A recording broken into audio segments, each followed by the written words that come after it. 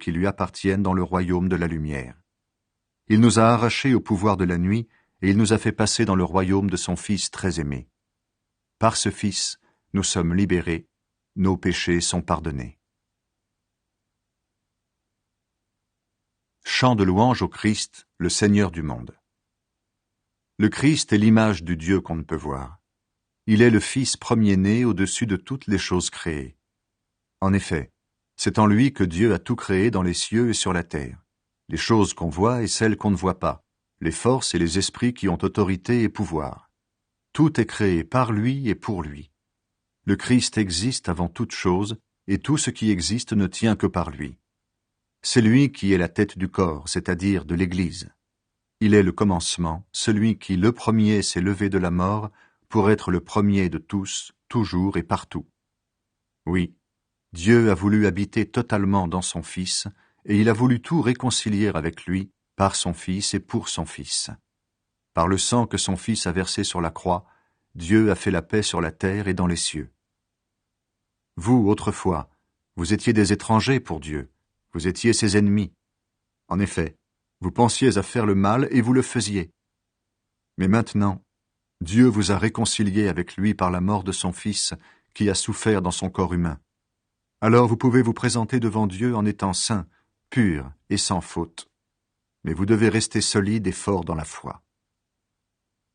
Ne vous éloignez pas de la bonne nouvelle. Elle est notre espérance. Vous l'avez entendu, on l'a annoncé à tout ce qui existe sous le ciel, et moi, Paul, je suis devenu le serviteur de cette bonne nouvelle. Paul souffre et lutte au service de l'Église. Maintenant, je suis heureux de souffrir pour vous. En effet, dans mon corps, je continue à participer aux souffrances du Christ pour son corps, c'est-à-dire pour l'Église. Je suis devenu le serviteur de l'Église pour faire le travail que Dieu m'a demandé.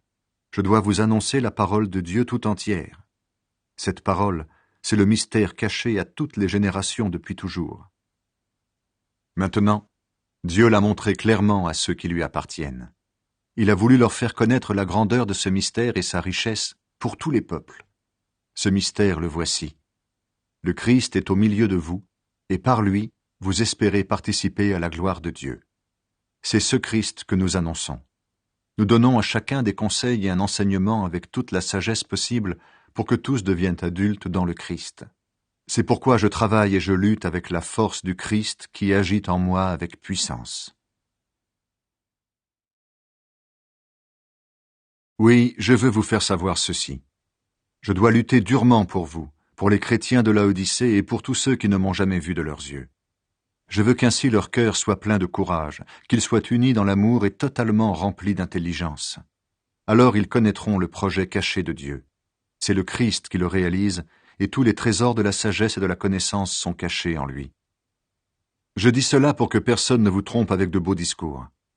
Bien sûr, je suis loin de vous, mais mon cœur est avec vous. Je suis content de voir que chez vous, tout se passe dans l'ordre et que votre foi au Christ reste solide. Le Christ seul donne la vie. Vous avez reçu le Christ Jésus comme Seigneur. Eh bien, vivez unis à lui. Plongez vos racines en lui, construisez votre vie sur lui. Restez solidement dans la foi qu'on vous a apprise et remerciez Dieu avec beaucoup d'ardeur. Attention, personne ne doit vous prendre au piège avec les idées fausses de la sagesse humaine. Ce sont des mensonges creux qui s'appuient sur des traditions humaines, sur les forces du monde et non pas sur le Christ. Dieu habite totalement dans le corps glorieux du Christ, et vous participez totalement à la vie du Christ, lui, le chef de toutes les forces qui ont autorité et pouvoir. C'est dans le Christ que vous avez été circoncis. Cette circoncision, ce n'est pas la main d'un homme qui l'a faite. Elle vient du Christ, et par là, il a enlevé ce qui vous entraînait au mal. Par le baptême, vous avez été mis dans la tombe avec le Christ, mais avec lui, vous avez été réveillés de la mort. En effet, vous avez cru dans la puissance de Dieu qui a réveillé le Christ de la mort. Vous étiez morts à cause de vos fautes, et aussi parce que vous n'étiez pas des circoncis.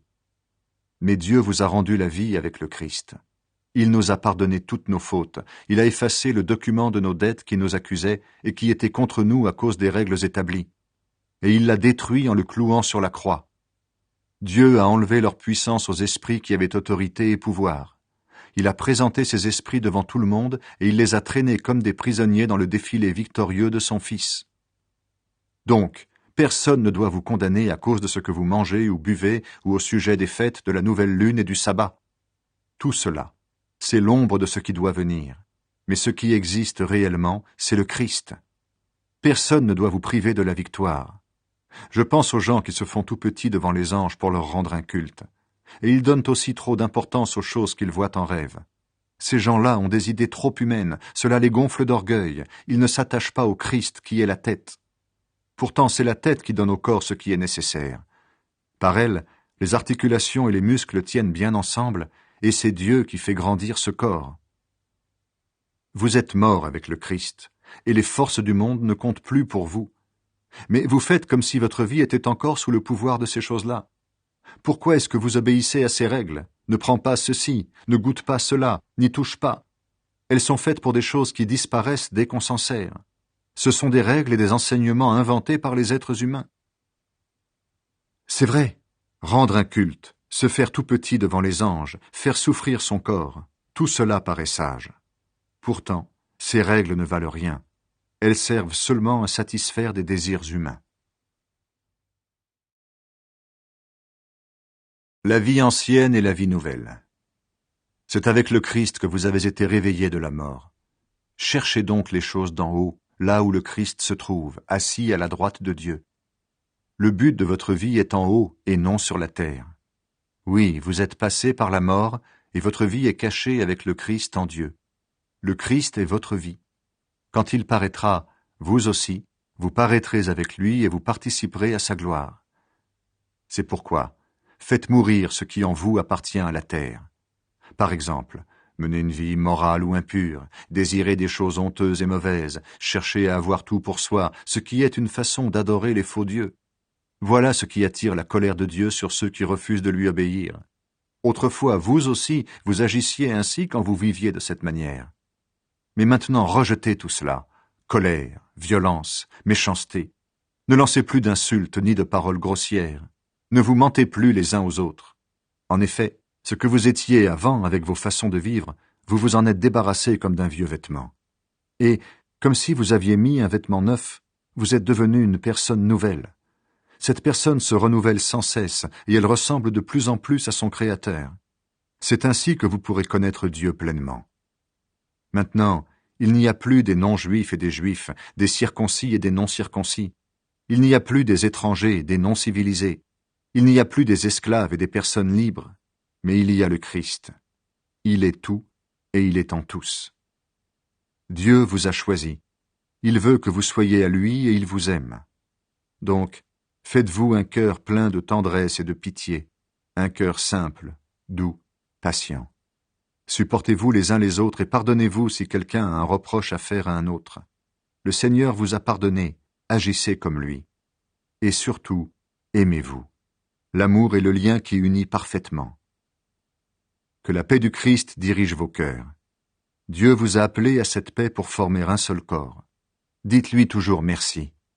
Que la parole du Christ habite parmi vous avec toute sa richesse. Donnez-vous des enseignements et des conseils avec toute la sagesse possible. Remerciez Dieu de tout votre cœur en chantant des psaumes, des hymnes et des cantiques qui viennent de l'Esprit Saint.